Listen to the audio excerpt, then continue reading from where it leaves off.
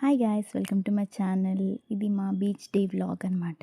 So మా ఫ్యామిలీతో మేము ఎలా టైం స్పెండ్ చేసామో చూసేయండి. సో మా హస్బెండ్ హాయ్ చెప్తున్నారు అండ్ నేను ఇక్కడ ఏం చెప్తున్నానంటే hi Coco we're at the beach అని చెప్తున్నాను. ఎందుకంటే ఆ టైంలో నేను ప్రెగ్నెంట్ ఉన్నాను. సో మా బేబీ నా బొజ్జులో ఉంది కాబట్టి నువ్వు కూడా మాతోనే ఉన్నావు. సో మనందరం బీచ్కి వెళ్ళామని చెప్తున్నాను. అండ్ ఇక్కడ మా తమ్ముడు వాళ్ళు ఏదో కాక్టైల్ ప్రిపేర్ చేస్తున్నారు. సో దానికోసం అని ఫ్రూట్స్ అన్నీ కట్ చేశారు అండ్ దాంట్లో కొంచెం వోడ్కా వేసి స్ప్రైట్ అండ్ స్టింగ్ యాడ్ చేసుకున్నారు. మొత్తం మిక్స్ చేసిన తర్వాత అందరికీ ఒక్కొక్కరికి టేస్ట్‌కి ఇస్తామనమాట. సో వాళ్ళ టేస్ట్ చేసిన తర్వాత వాళ్ళ రియాక్షన్స్ క్యాప్చర్ చేద్దాం అనుకుంటున్నాము. సో అది వీడియో.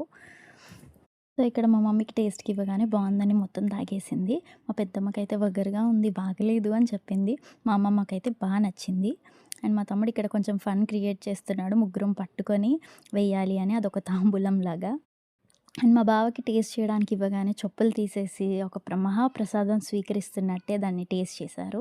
నెక్స్ట్ మా పెదనాన్నకి టేస్ట్‌కి ఇవ్వగానే ఆహ్, బావుంది, కొంచెం పర్లేదు అన్నారు గానీ ఆయనకి అస్సలు ఆల్కహాల్ అలవాటు లేదనమాట.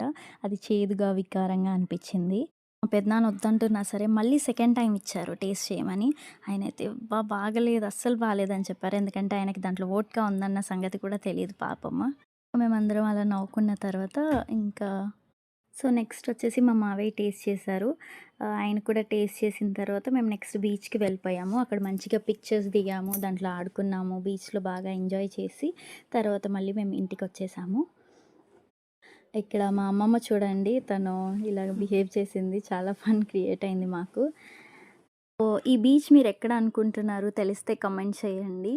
అండ్ సబ్స్క్రైబ్ చేసుకోండి. బాయ్.